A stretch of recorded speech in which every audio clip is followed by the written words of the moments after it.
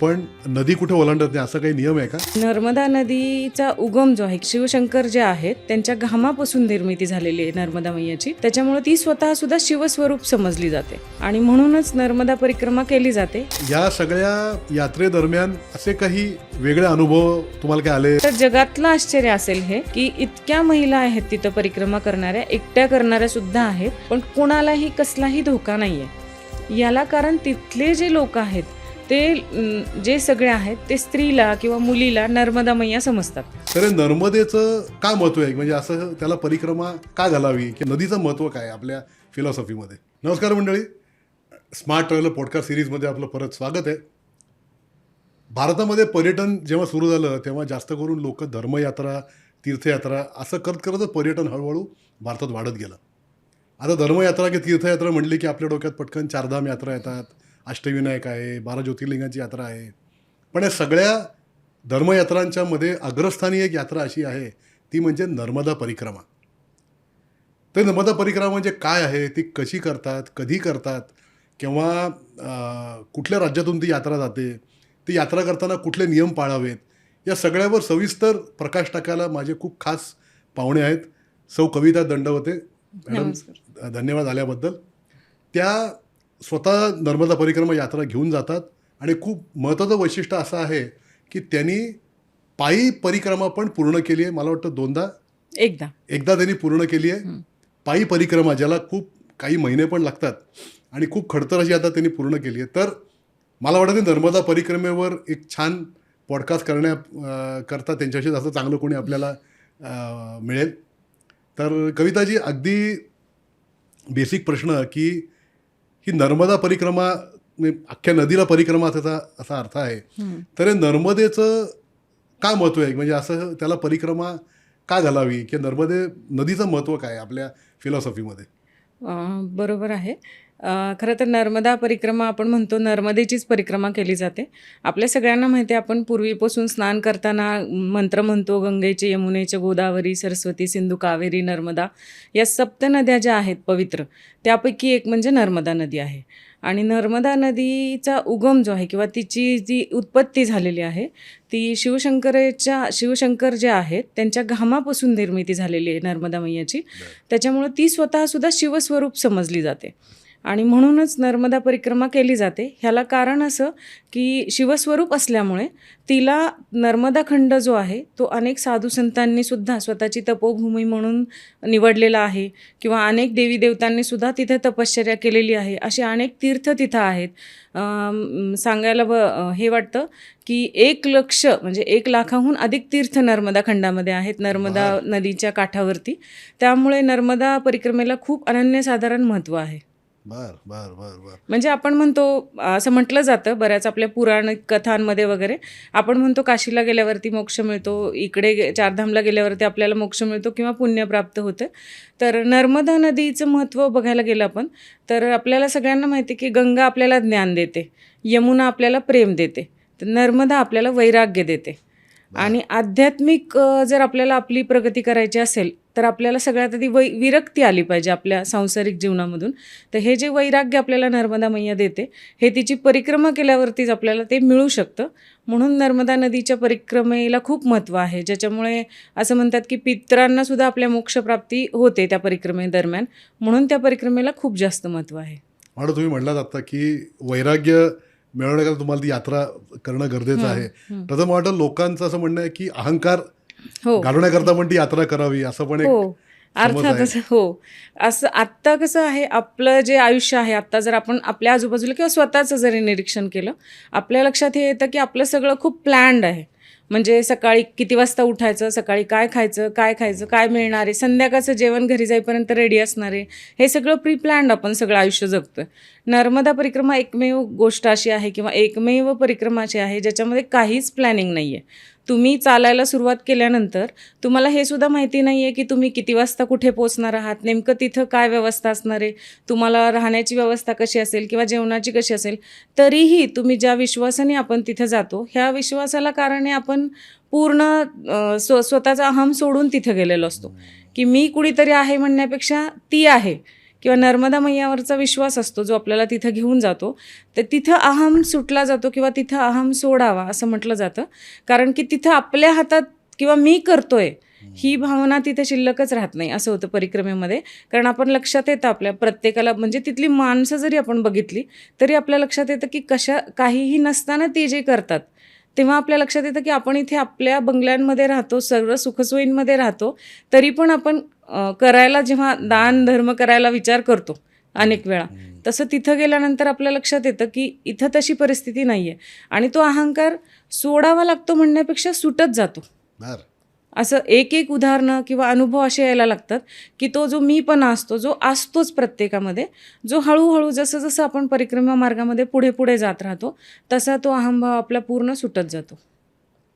म्हणून जास्त करून तुमचा अनुभव दोन्ही प्रकारच्या यात्रांमध्ये आहे, पायी परिक्रमा आणि वाहनाने बसने गेलेली परिक्रमा. हो.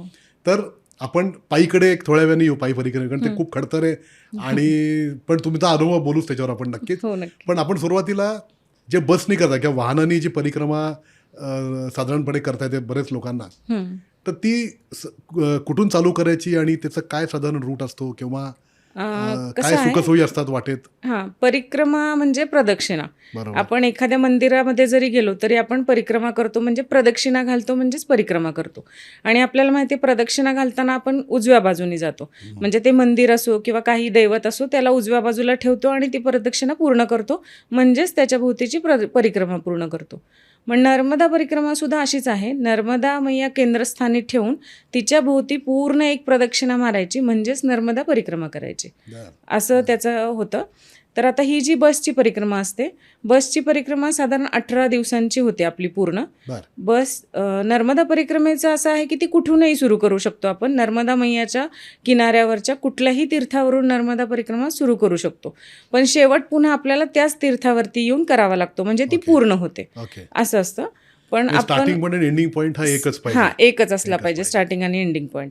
आता आपण किंवा पारंपरिक पद्धतीने ती ओंकारेश्वरपासून सुरू केली जाते. याला कारण असं की जेव्हा आपण परिक्रमा पूर्ण करतो, परिक्रमा करताना आपण मैयाचं जल घेतलेलं असतं आपल्याजवळ बाटलीमध्ये किंवा कशामध्ये तरी, आणि ते शेवटी परिक्रमा जेव्हा आपली पूर्ण होते, संकल्प पूर्ण होतो, तेव्हा ते जल जे आहे ते ओंकार मानधाताला अर्पण करायचं असतं. ओंकारेश्वर ज्योतिर्लिंग जे आहे त्यांना अर्पण करायचं असतं. त्यांनाच का करायचं? कारण नर्मदा खंडातली ती प्रधान देवता आहे, मग तिथे अर्पण करायचं. म्हणून आपल्याला असं वाटतं की ओंकारेश्वरपासून सुरू करतो आपण, की जेणेकरून ती ओंकारेश्वरलाच पूर्ण होईल आणि मग ते जल आपल्याला अर्पण करता येईल. मग ही जी 18 दिवसांची आहे परिक्रमा, ती साधारण आपण ओंकारेश्वरपासून सुरू करतो, म्हणजे संकल्प घेतो आपण त्याचा आधी. साधारण 1-1.5 तासाचा हा संकल्प असतो. अतिशय सुंदर अनुभव आहे हा संकल्पाचा. हां, पूजा असते. नर्मदा समोरून वाहत असते, घाटावरती बसून आपण ती संकल्प पूजा करतो. अतिशय भारावलेलं वातावरण असतं सगळं, आणि मग तिथून आपण परिक्रमेला प्रारंभ करतो. ओंकारेश्वर हे मैयाच्या दक्षिण तटावरती आहे. अच्छा. दक्षिण आणि उत्तर असे 2 तट आहेत नर्मदा मैयाचे. मग ओंकारेश्वरपासून सुरू करतो आणि ओंकारेश्वरला आपण ती परिक्रमा पूर्ण करतो. अच्छा. बसची 18 दिवसांची. दक्षिण तटावर जाऊन मग आपण उत्तर तटावर कसे जातो? आपण दक्षिण तटावरून सुरू करतो ओंकारेश्वरपासून. तिथून आपण नर्मदा मैया ही अरबी समुद्राला मिळते, पश्चिम वाहिनी आहे ती, पूर्वेकडून पश्चिमेला वाहते. मग अरबी समुद्रापर्यंतचा जो रस्ता आहे, विमलेश्वर म्हणून एक गाव आहे, त्या गावापर्यंत बसनी जातो. तिथून मग खाडीतून आपण बोटीत बसतो आणि बोटीने पूर्ण समुद्राला वळसा घालून पलीकडच्या तटावरती येतो, ज्याला आपण तटपरिवर्तन असं म्हणतो. मग आपण दक्षिण तटावरनं उत्तर तटावर. हां, मग उत्तर तटावरती आल्यानंतर उत्तर तटावरची सगळी तीर्थ करत करत आपण अमरकंटकपर्यंत पोहोचतो. अमरकंटक हे नर्मदा मैयाचं उगमस्थान आहे. उगमस्थानी कुंड आहे, ज्या कुंडामधून नर्मदा मैयाचा उगम झालाय. मग त्या कुंडाला पण वळसा घालून आपण पुन्हा दक्षिण तटावरती येतो. तिथे पण आपण एकदा तटपरिवर्तन करतो आणि मग दक्षिण तटावरती आलो की आपण पुन्हा तिकडची तीर्थ पूर्ण करत करत ओंकारेश्वरला परत येतो आणि तिथे आपली नर्मदा परिक्रमा संपूर्ण होते. पण मग ह्या पूर्ण काय म्हणतात त्याला प्रवासामध्ये आपण नदी कुठे ओलांडत नाही असं काही नियम आहे का? हो, नियम आहे. नर्मदा परिक्रमेचा मुख्य नियम हाच आहे की नर्मदा नदीची परिक्रमा करतोय आपण, त्याच्यामुळे तिला कुठेही आपल्याला ओलांडायचं नाहीये. मग तुम्ही पायी करत असा किंवा वाहनाने करत असा, हा नियम आपल्याला सगळीकडे पाळावाच लागतो की नर्मदा नदी आपल्याला ओलांडायची नाहीये. म्हणूनच पहिलं तटपरिवर्तन आपण समुद्रातून करतो, जिथं ती समुद्राला मिळते त्याच्या पलीकडून आपण वळसा घालून येतो हो. आणि दुसरं तटपरिवर्तन आपण अमरकंटकला करतो, जिथे ती उगम स्थान आहे नर्मदा मैयाचं. त्या कुंडाला वळसा घालून आपण पलीकडच्या उमाच्या मागणं तटावरती असं येतो. येऊन हां. मग इथे समुद्राच्या आत जाऊन हां, असं करायला लागतं. बरोबर. अच्छा. हां. नदी कुठेच आपण नाही, ओलांडत नाही. ओलांडत नाही. अरे, हां. बर बर बर बर बर बर. पण मग आता ही 18 दिवसाची यात्रा आहे, खूप मोठी यात्रा आहे. म्हणजे उत्तराखंडमध्ये 4 यात्रा पण वाटतं 12-13 दिवसात हो, करता 13 येते. दिवसांची असते ती. आ, ही 18 दिवस म्हणजे नाही, तेवढीच खडतर हां. आहे का अंतर खूप आहेत जास्त, असं काही आहे याच्यात का नाही. मंदिरं जास्त बघतो आपण वाटत? अंतर जास्त आहे. साधारण 3200 ते 3500 किलोमीटरची ही नर्मदा परिक्रमा असते. बापरे. आणि जसं मगाशी सांगितलं, 1 लाखाहून जास्त तीर्थ आहेत नर्मदा किनाऱ्यावरती. तर जास्तीत जास्त पाहण्याचा आपण प्रयत्न करतो. त्यामुळे आपण तितका प्रवास आपला लांबतो. 18 दिवस म्हणजे तिथले कंप्लीट 16 दिवस असतात अच्छा. आणि ट्रेनच्या जाऊन प्रवासातले येऊन आपले काही 2 दिवस असतात. अशा पद्धतीने 18 दिवस असतात ते. पण मग तुमच्या अनुभवातनं किंवा तुम्ही आता इतक्या वेळा केले, बसने आणि पायी पण तुम्ही एकदा केले, या सगळ्या यात्रेदरम्यान असे काही वेगळे अनुभव तुम्हाला काय आलेत किंवा काय अशी वैशिष्ट्यपूर्ण मंदिरं जी बघायलाच पाहिजेत, म्हणजे हो. खूप वेगळी आहेत आणि ती खरं विलक्षण असं काही मंदिरं? खरं सांगायचं तर नर्मदा खंडच हा वैशिष्ट्यपूर्ण आहे असं म्हणायला हरकत नाही. आपल्याला परिक्रमेचं जे महत्त्व आहे ते एका छोट्या प्रसंगातून लक्षात येतं. आपल्या गोंदवलेकर महाराज जे आहेत आपले सगळ्यांना माहितीच आहेत आपल्याला महाराजांचे जे भक्त होते के.व्ही. बेलसरे काका. बरं. तर बेलसरे बाबांनी एकदा महाराजांना विचारलं की महाराज, मी नर्मदा परिक्रमा करू का? तर महाराज त्यांना म्हणाले, अरे तू मागच्या जन्मी केली आहेस म्हणून तर ह्या जन्मी तुला आम्ही भेटलोय. बर. म्हणजे प्रारब्ध कर्माचं फळ त्यांना ह्या जन्मामध्ये मिळालं बेलसरे काकांना, असं महाराजांनी तेव्हा सांगितलं. ह्याच्यावरूनच आपल्याला कळतं की परिक्रमा म्हणजे किती महत्त्वाची आहे किंवा तिचं किती महत्त्व आहे. तर हे जे परिक्रमा करतो आपण ह्याच्यामध्ये अनेक तीर्थ आहेत आणि तीर्थच नाही तर अनेक साधू संत आहेत आत्तासुद्धा तिथे, की ज्यांचं दर्शन घेणं खूप आपल्यासाठी खूप फलदायी ठरू शकतं. फलदायी म्हणजे ते काही आपल्याला असं म्हणणार नाहीत की तुझं आर्थिक उन्नती होऊ दे किंवा असं काही नाही. पण खरं आज जर आपण बघितलं, विचार केला तर आज आपण आपल्या आजूबाजूला जेव्हा बघतो अनेक बरोबर. भोंदू बाबा आपल्याला दिसतात बरोबर. किंवा अनेक खुर्चीवरती बसलेले साधू महाराज दिसतात जिथे लाईन लावून आपल्याला दर्शन घ्यावं लागतं. नर्मदा खंड हा एकमेव खंड असं वाटतं मला की जिथे तुम्हाला मोठ्यातले मोठे साधूसुद्धा सामान्यपणे कसे राहत आहेत किंवा खऱ्या अर्थाने त्यांनी साधूपण कसं जीवनात आणलेलं आहे हे आपल्याला बघायला मिळतं. आणि म्हणून त्यांच्याजवळ गेलो ना आपण की मग आपल्याला ते लक्षात येतं की आपले विरक्ती म्हणजे काय असतं किंवा खरंच संत जीवन म्हणजे काय असतं किंवा त्यांचे नुसते 2 शब्द आपल्यासाठी किती महत्त्वाचे ठरू शकतात परिक्रमेनंतरच्या आयुष्यासाठी, हे सुद्धा आपल्याला खूप लक्षात येतात ह्या गोष्टी. म्हणून आम्ही असं विचार करतो की जेव्हा बसची परिक्रमा आपण करू, पायी परिक्रमेदरम्यान खूप अशी ठिकाणं लक्षात आली होती की हे साधू संत इथे राहतात, आतमध्ये थोडंसं ते गाव किंवा त्यांचं निवासस्थान. तर आपण असा विचार करतो की सगळ्यांनाच त्यांचं दर्शन मिळालं पाहिजे. नक्कीच. म्हणून मग आम्ही बसची परिक्रमा पण अशा दृष्टीने प्लॅन केलेली आहे की त्याच्यामध्ये ह्यांचे सगळ्यांचे दर्शनं पण झाले पाहिजेत. मंदिरं तर खूप प्राचीन मंदिरं तर आहेतच परिक्रमा दरम्यान, पण हे जे आहेत आत्ताचे जे साधू संत आहेत, म्हणजे परमपूज्य प्रतापे महाराज आहेत किंवा नेमावरचे विठ्ठल महाराज आहेत, परमपूज्य भारतीताई ठाकूर आहेत, जे आत्ता विशुद्धानंदा म्हणून आहेत. तर असे सगळे खूप अनेक संत आहेत जे नर्मदा खंडामध्ये आहेत. तर त्यांचं दर्शनसुद्धा खूप महत्त्वाचं ठरतं आपल्याला तिथे. म्हणजे प्राचीन मंदिरं तर आहेच, महेश्वर आहे, शूलपानेश्वर आहे, बरोबर. असे अनेक मंदिरं आहेत. नेमावरचं सिद्धनाथ मंदिर आहे. तर असे अनेक मंदिरं आहेत जी प्राचीन मंदिरं आहेत, ज्याचं दर्शन घेतल्यानंतर आपल्याला तो आनंद पण मिळतो आणि समाधान पण मिळतं. पण मग आता तसा तो सगळाच भाग नर्मदेच्या दोन्ही तीरावरचा थोडा दुर्गम भाग आहे तसा. तर मग आपल्याकडे लोकांना सध्या सवय अशी आहे की कुठेही ट्रॅव्हल करताना हॉटेल चांगली पाहिजेत, जेवणाची चांगली पाहिजे वगैरे, रस्ते चांगले पाहिजेत. बरोबर. तर म्हणजे हे सगळं तिथे कसं आहे, हे इन्फ्रास्ट्रक्चर काय प्रकारचं आहे या सगळ्या भागात? पूर्वीच्या काळी बसच्या परिक्रमेला थोडेसे अडचणी यायच्या. आता थोडंसं त्यांची डेव्हलपमेंट वाढलेली आहे त्या रस्त्याच्या बाजूच्या परिक्रमेची. ओके. म्हणजे आता बसच्या परिक्रमा करणारे किंवा वाहनाने परिक्रमा करणारे लोकांची संख्या पण वाढली आहे. बरं. त्याच्यामुळे थोडी डेव्हलपमेंट चालू आहे तिथे. आणि हॉटेलचं म्हणाल तर रस्ते वगैरे खूप चांगले आहेत सगळे? हो, चांगले आहेत. बऱ्यापैकी रस्त्यांचं काम पण होत आलंय. ओके. रस्ते चांगले आहेत. आणि हॉटेल्सचं म्हणाल तर एकदम लक्झरी हॉटेल्स नाही आहेत तिकडे, पण असे छान हॉटेल्स आहेत, डिलक्स रूम्स आहेत, अशा रूम्समध्ये आपण निवास व्यवस्था करतो. दोघांमध्ये बाथरूम वगैरे असते. हो, अटॅच टॉयलेट बाथरूम असणाऱ्या रूम असतात. ओके. दोघा जणांमध्ये एक रूम, अशा पद्धतीने आपली पूर्ण निवास व्यवस्था आपण तिथे करू शकतो. बरं. अशा पद्धतीने तिथे आहे आणि तशीच आपली व्यवस्था असते सुद्धा. मला वाटतं आता ते तीर्थयात्रेचं आता स्वरूप बदलून थोडंसं आता झालं ते लोकांच्या हो, बरोबर अपेक्षा आहे. तेवढ्या वाढलेल्या आहेत की आणि हे शेवटी basic- हा आता धर्मशाळेत वगैरे कोणी राहत नाही फार आता. हो, नाही राहत. ते- शेवटी आता कलियुग आहे हे. कलियुगामध्ये असं आहे की आता गरज आहे की तुम्ही कसंही करा पण करा तरी. करा अशी गरज आहे आपली सर्वांचीच. आणि कलियुगात तर सगळ्यात सोपा मार्ग महाराजांनी सांगितलाय, गोंदवलेकर महाराजांनी, की नाम जप करा तुम्ही, सगळ्यात सोपा मार्ग. पण कलियुगामध्ये आता असं म्हटलं जातं की कर्माचे 3 प्रकार असतात: प्रारब्ध कर्म, संचित कर्म आणि क्रियमान कर्म. मग प्रारब्ध म्हणजे मागच्या जन्मी घडलेलं, संचित कर्म म्हणजे आपण आत्ता जन्मल्यापासून आत्तापर्यंतचं, आणि क्रियमान कर्म म्हणजे भविष्यातलं कर्म. प्रारब्ध आणि संचित तर आपण बदलू शकत नाही, पण क्रियमान आपण बदलू शकतो, ज्यांनी ह्याची तीव्रता थोडी कमी होऊ शकते या 2 कर्मांची. मग क्रियमान कसं बदलू शकतो? तर सोपा मार्ग कलियुगातला आहे की नर्मदा परिक्रमा करू शकतो आपण, ज्याच्यामधून आपले पूर्ण पुढच्या भविष्याला कलाटणी मिळण्याची शक्यता असते. म्हणजे बदलतंच पूर्ण आयुष्य आपण परिक्रमा केल्यानंतर. पूर्वी काही काय आपण त्याला पाप नाही म्हणा, पण काही वेगळे नाही, कर्म केले असतील पूर्वी.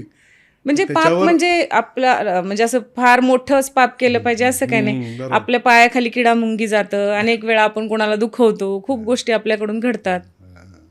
करेक्ट. आणि ही आता यात्रा करायचा सीझन कुठला चांगला आहे? कुठल्या काळात करत नाहीत किंवा बेस्ट सीझन कुठला असतो? 3 महिने 4 महिने? शक्यतो चातुर्मासामध्ये नर्मदा परिक्रमा करत नाहीत.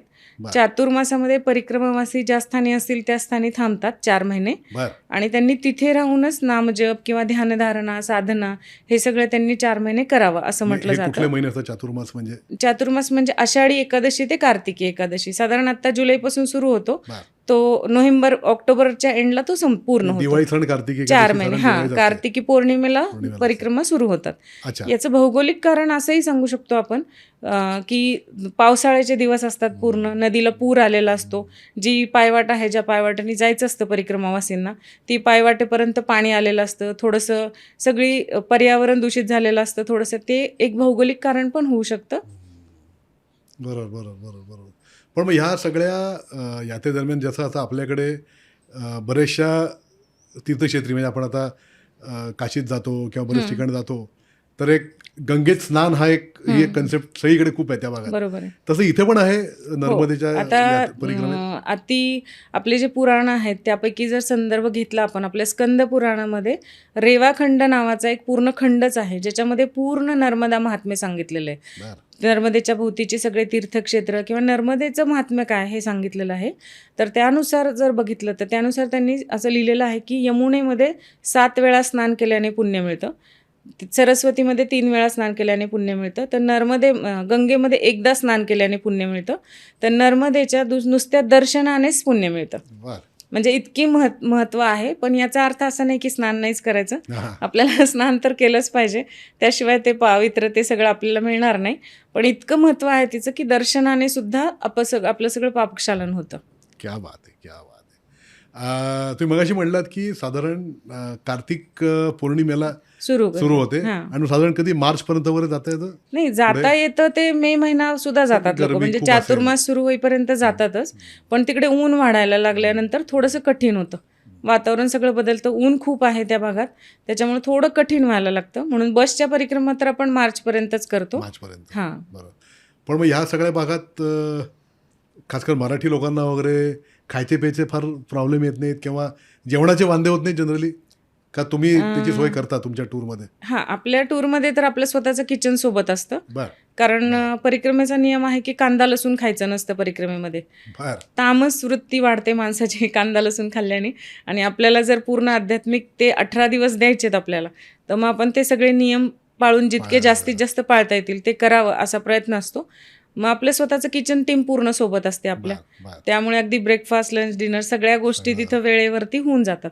पण शेवटी पुन्हा तोच मुद्दा येतो की आपण आयुष्यातले 18 दिवस काढलेत, तर ते कशासाठी काढलेत हेच मेन आपण लक्षात घेतलं पाहिजे. बरोबर. तर त्या उद्देशाने करावी परिक्रमा असा आमचा खूप प्रयत्न असतो. तसंच मग आपण परिक्रमा करण्याचा प्रयत्न करतो.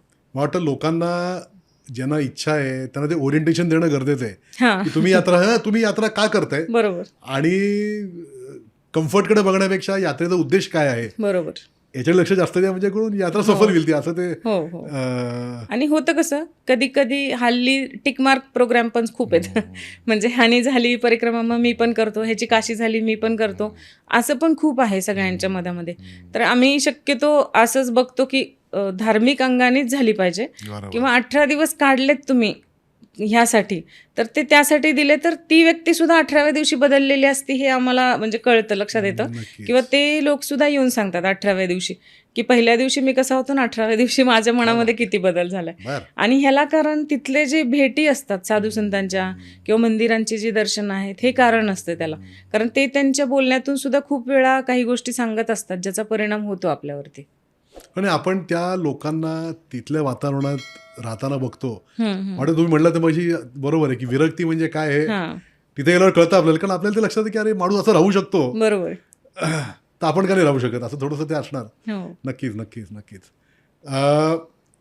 आपण थोडंसं पायी परिक्रमेकडे येऊयात कारण माझ्या माहिती तर फार कमी लोक आहेत ज्यांनी पायी परिक्रमा केली आणि तुम्ही तर पूर्ण केली ती. किती महिने लागले तुम्हाला? 4 महिने लागले. 4 महिने पायी परिक्रमा हां चालत चालत चारी हो सगळे दिवस चालत.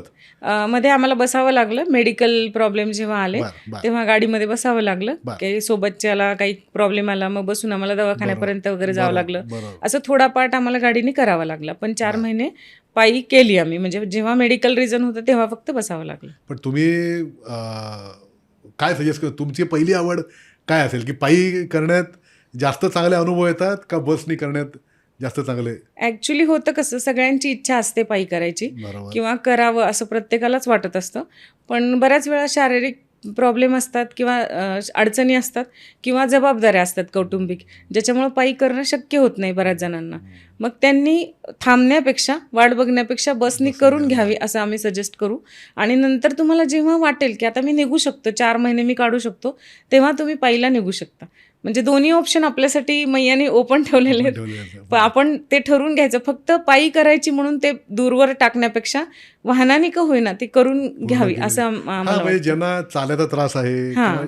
फिजिकली शक्य नाही एवढे हां दिवस चालणं तुम्ही म्हणता तसं एवढे 4 महिने काढणंही शक्य नसतं हां खूप वेळा लोकांना. पण मला वाटतं तुमच्या सांगण्यातनं जे काय आत्ता बोध असा येतोय की पायी चालून जे अनुभव येतात ते खूप वेगळे असतील हो बसच्या परिक्रमेपेक्षा. कारण मला वाटतं छोटी मंदिरं छोटी गावं जे हो. पायी ह्याच्यात दिसतील ती बसनी कधीच कव्हर करता येणार नाही. हो म्हणजे बरेच असे स्थान असतात जिथे बस जाऊच शकत नाही. म्हणजे आपण पायी करताना बऱ्याच वेळा मैयाच्या किनाऱ्याने चालत असतो नर्मदा मैयाच्या आणि बसनी बऱ्याच लांबून रोड आहे बसचा असतो तो लांब. मग तो लांबून जात असतो. पण आत्ता मगाशी जसं मी सांगितलं तसं काही ठिकाणं अशी आहेत जिथं बस पण न्यायला लावतो आम्ही किंवा तिथे उतरून छोट्या गाड्या करून तिथपर्यंत जातो आपण बसच्या परिक्रमेत. पण ती दर्शनं घेतो जी महत्त्वाची आहेत की जी घेतलीच पाहिजेत. पण अर्थातच पायी परिक्रमेमधला कालावधी पण खूप मोठा आहे खूप मोठं आहे. ज्याच्यामध्ये मैयाचं सानिध्य पण तितकंच मिळतं आपल्याला आणि बऱ्याच ठिकाणी आपल्याला राहायचा अनुभव मिळतो. पण मग ह्याला या पायी परिक्रमेमध्ये कसं म्हणजे तुम्ही ग्रुप असतो का एकटं गेलं तरी चालतं?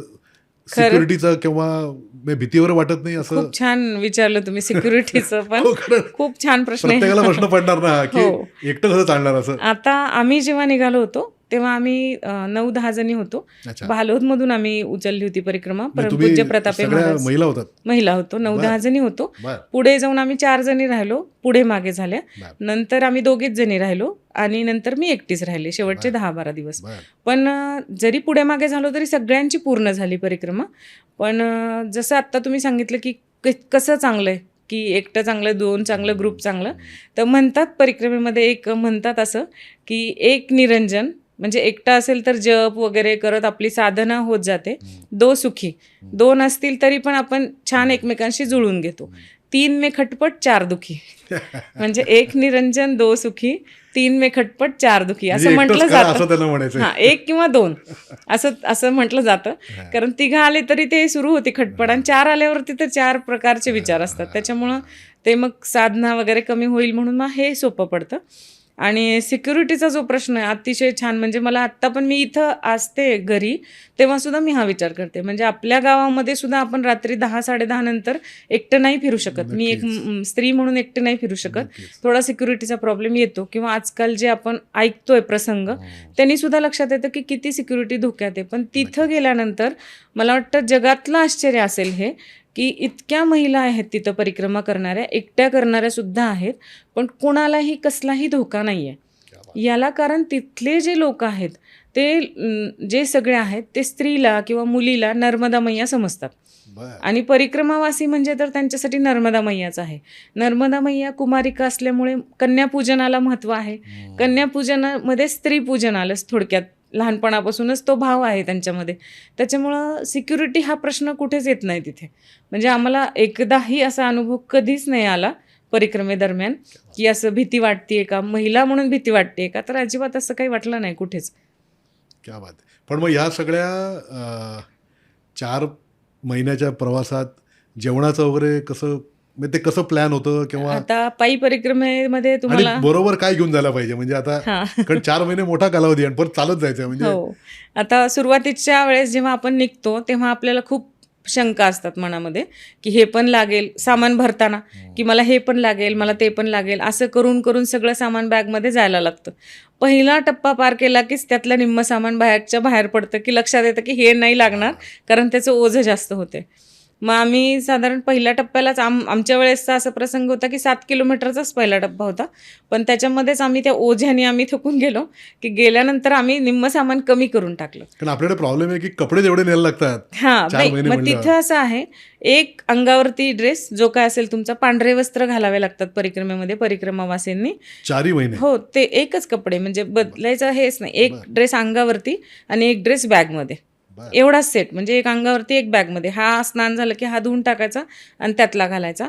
आणि ताटवाटी तुमचं जे आहे, कमंडलू म्हणजे आता किटली किंवा कमंडलू असं जल घेण्यासाठी मैयाचं, आणि दंड असतो हातामध्ये, हे सामान. आणि झोपण्यासाठी तुम्हाला टाकण्यासाठी, अंथरण्यासाठी काहीतरी, आणि पांघरण्यासाठी, हे बेसिक सामान. आणि परिक्रमेमध्ये हे लक्षात येतं की खरंच एवढ्या ह्याच्यात आपलं भागतंय. म्हणजे आश्चर्य वाटतं स्वतःला सुद्धा की आपण किती वाटतं आपल्याला की हे पण पाहिजे, पण त्या 4 महिन्यात जाणवलं की किती कमी गरजांमध्ये आपण राहू शकतो. आणि जेवणाचं तर तुम्ही म्हणाल तर म्हणजे इतके सुंदर अनुभव आहेत तिकडच्या लोकांचे. म्हणजे काय परिस्थिती असते तरी पण. आता एक अनुभव मी तुम्हाला सांगते छोटासा. आम्ही 4घी जणी होतो तेव्हा. आम्ही दोघी थोड्याशा पुढे होतो. आम्ही 4घी पण गॅप ठेवून चालायचो की नामस्मरण झालं पाहिजे. पण त्या दिवशी असं 4चा टप्पा होता आणि 1 किलोमीटरवरतीच आमचा आश्रम येणार होता जिथे आम्ही थांबणार होतो. 4:30 वगैरे वाजले होते आणि आम्ही दोघी थोड्या पुढे होतो. तर एक स्त्री होती, महिला, त्या अशा आम्हाला दिसल्या की शेजारच्या घरातून येत आहेत त्या. तर त्यांना आम्ही दिसलो तर त्या धावत यायला लागल्या आणि त्यांच्या हातामध्ये खूप मोठी पिशवी होती. तर आम्ही असं म्हटलो की बापरे, आता ह्या काहीतरी देणार. पण भीती कशाची वाटते की ओझं मोठं काही दिलं तर ओझं घेऊन चालावं लागेल. आणि मैयामध्ये असं आहे की कोणाचं मन दुखवायचं नाही, तर नाही म्हणायचं नाही. मग आम्ही म्हणलो चलो फास्ट जाऊ आपण, म्हणजे ते मागं जे येतात त्यांना देतील, म्हणून आम्ही फास्ट जायला लागलो. तर त्या दिदी पळत आमच्या मागे आल्या आणि आमचा रस्ता अडवला त्यांनी हात आडवा करून आणि म्हणाल्या, कहा भाग रहे हो मैया, मेरे घर पे चाय पिना है आपको. मग आम्हाला आनंद वाटला की हां बाबा चहा म्हणल्यात त्या, म्हणजे ओझं काही नाही आहे. आणि मग त्यांनी आम्ही म्हणलो की आम्ही दोघीच नाही आहे, आम्ही 4घी जणी आहोत. तर त्या म्हणल्या, अच्छी बात है, चलो आप मेरे घर पे. तुम्हाला सांगते, घर म्हणजे माती आणि दगडांचं असं 4 भिंती होत्या फक्त, आणि वरती तुराट्यांचं छत होतं. एकच अशी झोपडीवाजा घर होतं ते, बाहेर छोटंसं अंगण होतं. त्या दिदीनी, त्यांचं नाव होतं प्रभा दिदी, मुवार म्हणून एक गाव आहे, त्या गावी त्या होत्या. तर त्यांनी आम्हाला बसवलं. कुठून माहीत नाही त्यांनी उपलब्ध केलं, पण टेट्रापॅकचं दूध आणलं त्यांनी चहासाठी. का तर परिक्रमावासी आपल्या घरी आलेत म्हणून टेट्रापॅकचं दूध आणलं. आमच्या सगळ्यांना चहा दिलं त्यांनी. आणि चहा दिल्यानंतर त्यांच्या डोळ्यात पाणी आलं. म्हटलं काय झालं दीदी? तर त्या म्हणे की माझी खूप इच्छा आहे की तुम्ही आज माझ्या घरी राहावं, पण माझ्याकडे कसलीच सोय नाही आहे. म्हणजे छोटी झोपडी होती, बाहेर हापसा होता फक्त, वॉशरूम वगैरे काहीच नव्हते.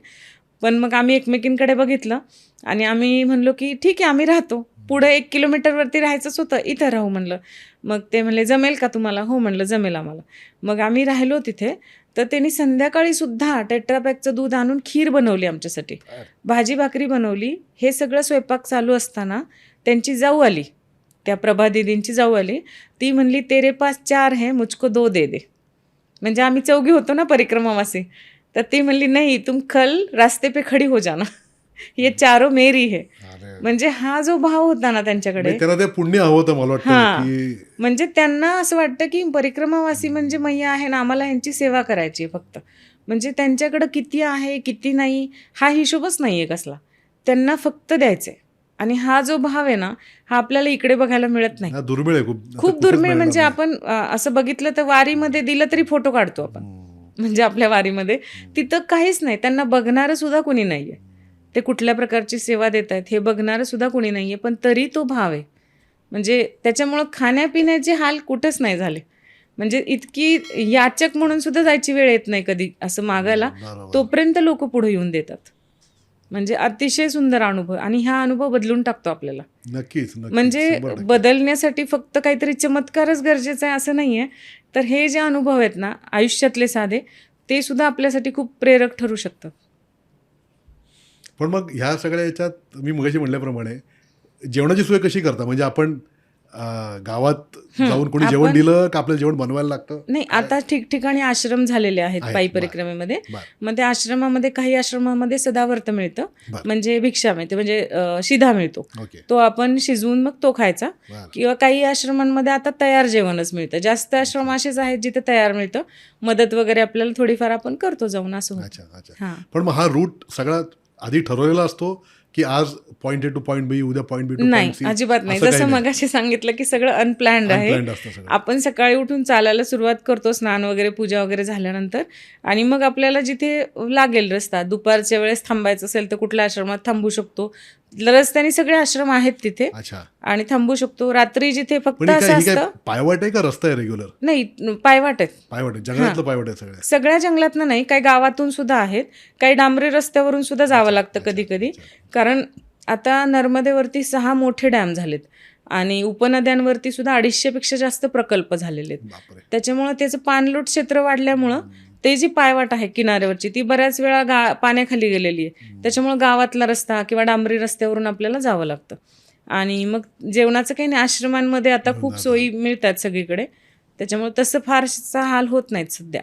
पूर्वीच्या काळी ज्यांनी केली त्यांना मात्र मानलं पाहिजे, किंवा त्यांनी फार खडतर ह्याच्यामधून केलेली आहे परिक्रमा, त्याच्यामुळं ते आज खूप वेगळ्या ह्याच्यामध्ये आहेत ते. नाही, नक्कीच नक्कीच. पूर्वी तर खूपच अवघड असेल. हो हो, पूर्वी आता खूप जरा अवघड सुखसोयी असेल. थोड्याशा झाल्या, हो हो रस्ते झाले जरा बरेच त्या भागात. त्यामुळे आता तुम्ही एवढे काय काय विलक्षण अनुभव परिक्रमा चालू असताना सांगितले, पायी असो किंवा बसनी असो, कुठल्या प्रकारची परिक्रमा असो, तर असं काही तुमच्या वैयक्तिक आयुष्यात किंवा तुमच्या येणाऱ्या पर्यटकांच्या आयुष्यात असं काही घडलंय की अरे मी यात्रा करून आल्यावर माझ्या आयुष्यात असा बदल घडला किंवा माझा स्वभाव असा बदलला, असं काही तुम्हाला वैयक्तिक असं काही अनुभव आलाय? तुमच्या पर्यटकांना पण असं काय आलेत का? हो, येतो. म्हणजे मला तर असं वाटतं की परिक्रमा करणारा बदलतोच, किंवा त्यांच्यामध्ये बदल झालाच पाहिजे, तर त्यांनी परिक्रमा केली.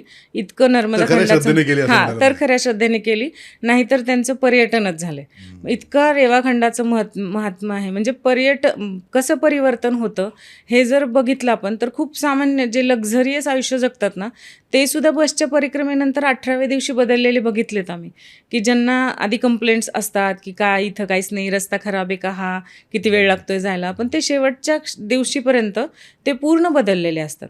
आणि पायी परिक्रमा म्हणाल तर पायी परिक्रमेमध्ये तर माणूस पूर्ण बदलून जातो, आणि बदललाच पाहिजे असं असं मला तरी वाटतं. इतक्या जणांच्या भेटी घेतल्यापासून मला असं वाटतं की ह्याचं खूप मोठं उदाहरण आपल्यासमोर आहे.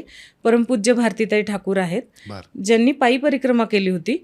आणि पायी परिक्रमा केल्यानंतर त्यांच्या हे लक्षात आलं की तिथल्या लहान मुलांना शिक्षण नाही मिळालेलं, किंवा शूलपाणीमधल्या झाडीतली मुलं जी आहेत त्यांना स्वतःचं नावसुद्धा सांगता येत नव्हतं किंवा लिहिता येत नव्हतं. तर त्यांनी त्यांचं परिक्रमेत असताना, त्याआधी गव्हर्नमेंट जॉब करत होत्या त्यांनी जॉब सोडून दिला इथला, आणि नर्मदा किनारी त्या गेल्यात त्या मुलांच्या शिक्षणासाठी. महाराष्ट्रातल्या नाशिकच्या त्या ताई, आणि तिथं गेल्या. आत्ता त्यांचा इतका मोठा प्रकल्प सुरू आहे नर्मदा खंडामध्ये, लेपा या गावी, नर्मदालय नावाचा. म्हणजे किती बदलू शकतो माणूस परिक्रमेमुळे, तो म्हणजे तो त्या सामाजिकदृष्ट्या किती बदलल्या, म्हणजे त्यांनी किती विचार केला अनोळखी मुलांचा. आणि हे खूप मोठं उदाहरण आहे. म्हणजे माझं वैयक्तिक म्हणाल तर माझ्यासाठी त्या खूप मोठ्या प्रेरणास्थान आहेत, की किती आमूलाग्र बदल घडू शकतो. म्हणजे आम्ही सुद्धा आता असा विचार करतो, की नर्मदा परिक्रमा जेव्हा बसनी करतो ना आपण, तेव्हा कन्यापूजन केलं जातं. बरं. तर आम्ही लोकांना सांगतो, आमच्याबरोबर येणाऱ्या लोकांना, की जेव्हा कन्यापूजन करणार आहे आपण ओंकारेश्वरला, तेव्हा तुम्ही साधारण छोट्या छोट्या वस्तू त्यांना द्या, जे काय तुम्हाला द्यायचे ते कन्यांना देण्यासाठी. पण तुम्ही जर त्यांना दक्षिणा देणार असाल, तर ती जी रक्कम आहे किंवा ती जी तुम्हाला द्यायची आहे मदत किंवा भेट म्हणून, नर्मदा खंडातच द्यायची असेल तर ती नर्मदालयाला द्या. बरं. आपण जे म्हणतो ना, दान सत्पात्री गेलं पाहिजे, तर तिथं जर आपण परिक्रमा करताना जर तिथं करत असू तिथल्या मुलांच्या शिक्षणासाठी, तर हा आपला खारीचा वाटा नक्कीच होऊ शकतो इतक्या मोठ्या कार्यामध्ये त्यांच्या. नक्कीच. आणि सर्वसामान्य आपल्यासारख्या माणसांमध्ये तर खूप बदल घडून येतात, की आपले विचार बदलतात. तिथं जे माणसांची दानशूरवृत्ती आहे, की झोपडीत राहणारं सुद्धा ज्या आदरातिथ्याने बोलवतो, म्हणजे अतिथी देवो भव ही जी आपली सनातन धर्माची संकल्पना आहे ना, ती खऱ्या अर्थाने पाहायला मिळते नर्मदा खंडामध्ये. आणि त्यांनी आपण पूर्ण बदलून जातो. क्या बात आहे. म्हणजे आपण ज्याला लाईफ चेंजिंग हो, खरं अर्थात टूर आहे अशीच म्हणायला पाहिजे. टूर म्हणायची आपण याला यात्रा म्हणू. यात्रा चांगला म्हणून. शब्द हां, आहे. परिक्रमा म्हणजे तप आहे खरं एक. म्हणजे 18 दिवसांचा असू द्यात किंवा मग 4 महिन्याचं, 6 महिन्याचं, वर्षाचं असू द्यात, पण हे एक तप आहे. म्हणजे म्हणतात ना, तप पण 3 प्रकारचे करते परिक्रमेमध्ये घडतात. 3 प्रकारचे तप: कायिक, वाचिक आणि मानसिक. बरं. कायिक म्हणजे शारीरिक तप घडतं, गाडीने करा किंवा पायी करा. तुम्हाला शरीराला थोडा त्रास होतोच, आपल्याला चालायचं आहे नक्कीच. किंवा ऊन वारा पाऊस झेलायचा आहे, तुम्हाला थंड पाण्याने आंघोळ करायची आहे, असं शारीरिक तप्त घडतं. वाचिक म्हणाल तर जेव्हा आपण खूप चालून जातो आणि कुणीतरी आपल्याला गरम गरम जेवण हातामध्ये देतं, आपल्या तोंडातून नक्कीच चांगले शब्द बाहेर पडतात. त्याचबरोबर आपण संकल्पाचं ठरवलेलं पण असतं, कुणाला वाईट बोलायचं नाही, सतत नामस्मरण करायचं, तर ते आपलं वाचिक तपसुद्धा होतं. आणि मानसिक तप म्हणजे आपल्याला लक्षात येतं, की आपल्या मनामध्ये किती बदल होत चाललाय. म्हणजे मानसिकरित्या सुद्धा आपण तयार होत जातो परिक्रमेमध्ये. एक एक घटना घडत जाते, एक एक अनुभव मिळत जातो आणि ते पण तप होतं. म्हणून परिक्रमा माणसाला बदलूनच टाकते. क्या बात आहे. आणि तो बदल सुद्धा आपण म्हणतो पॉझिटिव्ह असतो नक्कीच पुढच्या आयुष्यासाठी आपल्या. नक्कीच. एक असाच एक प्रश्न मी असं ऐकलंय लोकांकडनं, की आपण ही परिक्रमा करताना अशी भावना येते की नर्मदा मैया आपल्या बरोबरच आहे वगैरे. तर हे म्हणजे हे मी ऐकलंय, ज्यांनी केलंय त्यांच्याकडनं. पण हे काय नक्की, काय असं कसं वाटतं लोकांना? हो, खरं आहे. हे आम्ही पण ऐकलेलं आहे. आम्ही अनुभव सुद्धा घेतलेला आहे त्याचा. बरं. एक प्रसंग सांगते मी. आम्ही जेव्हा 4घी जणी चालत होतो, 2घी जणी फार पुढं होत्या आणि आम्ही 2घी पाठीमागे होतो. माझी अनवाणी होती परिक्रमा, त्याच्यामुळे बरं. थोडा स्पीड कमी होता माझा. तर साक्षी म्हणून आमच्यासोबत एक होती, 20 वर्षांचीच होती ती आमच्या 4घींमध्ये. तर ती असेच त्या दिवशी थोडंसं घरची आठवण येत होती म्हणून आम्ही थोडंसं बोलत चाललो होतो. तर बसच्या परिक्रमेमुळे काही माहिती होती, त्याच्यामुळे मी तिला सांगत होते की साक्षी काळजी करू नको, मैया आपल्यासोबतच असते परिक्रमेमध्ये.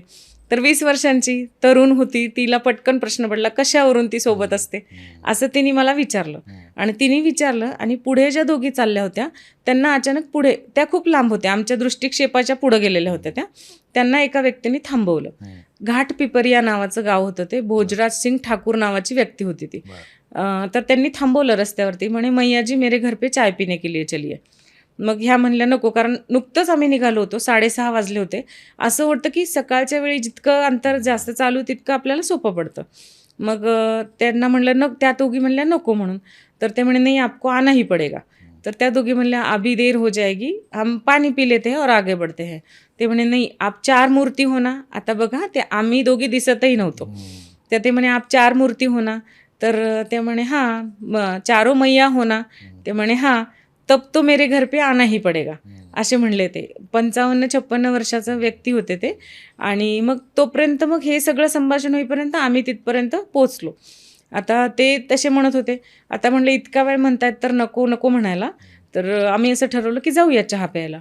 तर आम्ही जेव्हा चहा प्यायला वळलो त्यांच्याकडे की ठीक आहे हम पियेंगे आपके घर पे चाय. तर असं वळलो तर त्यांना इतका आनंद झाला. रोडवरून त्यांचं घर थोडंसं आतमध्ये होतं, हवेली वजा घर होतं. त्यांना इतका आनंद झाला की ते असे ओरडत गेले की चटाई डालो मैया आ रही है, चटाई डालो मैया आ रही है. आम्हाला कळेच ना की रस्त्याने तर खूप जण आम्हाला चहा वगैरे देत होते, बरोबर. पण ह्यांना इतका आनंद का झालाय. हां, हां. मग आम्ही त्यांच्या घरापर्यंत पोहोचलो तर तोपर्यंत घरातले सगळे आले होते. त्यांच्या मुलांनी चटई वगैरे टाकलेली होती आणि मुलगी पटकन चहा करून आली. आम्ही चहा घेतला आणि मग आम्हाला कळेनाच काय इतका ह्यांना आनंद कशाचा इतका झालाय. तर ते जे होते त्यांनी सुद्धा परिक्रमा केलेली होती बरं. आणि मग त्यांनी आम्हाला सांगितलं की आज सुबह मेरे सपने में मैया आई थी, उसने कहा था 4 मूर्तियां आएंगी, माता होंगी, तुम्हें तेरे घर पे लाना ही पडेगा. क्या बात आहे. म्हणजे त्या क्षणी साक्षीला उत्तर मिळालं की हां. कशावरून मैया आपल्या सोबत असते. क्या बात आहे. क्या म्हणजे बात. प्रश्न पडला तरी लगेच उत्तर सुद्धा मिळतं मैयाच्या किनारी. विलक्षण आहे खूप. म्हणजे आणि 20 वर्षाच्या मुलीनी हां. स्वतःहून यावं हो. पायी. ती तर म्हणजे 4 खूप महिन्याच्या लाडकी होती यात्रेला. मैयाची आमच्या चौघींमध्ये.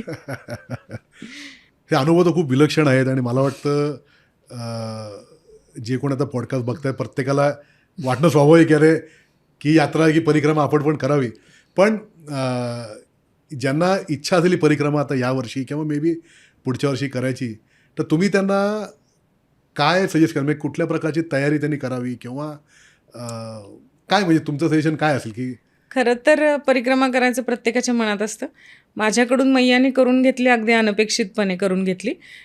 सगळ्यात आधी तर मला असं वाटतं सगळ्यांनी विश्वास ठेवावा की हे आपण करत नाही, हे ती करून घेणार आहे. त्याच्यामुळे स्वतःच्या शारीरिक क्षमतेवरती किंवा मला हे जमेल का किंवा मी ही करू शकेल का असं शंका न घेता समर्पण भावनेने परिक्रमा करावी असं मला वाटतं.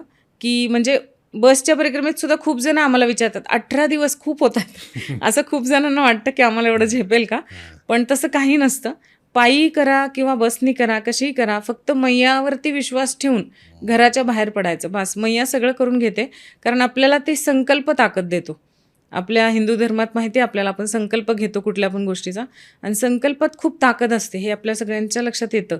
त्याच्यामुळं मला असं वाटतं की बाहेर पडताना एकतर काही गोष्टी पाळल्या पाहिजे परिक्रमावासी म्हणून सुद्धा आपण सुद्धा, की आपण परिक्रमेला आहोत तर आपल्यासाठी तर ती दैवत आहेच आहे.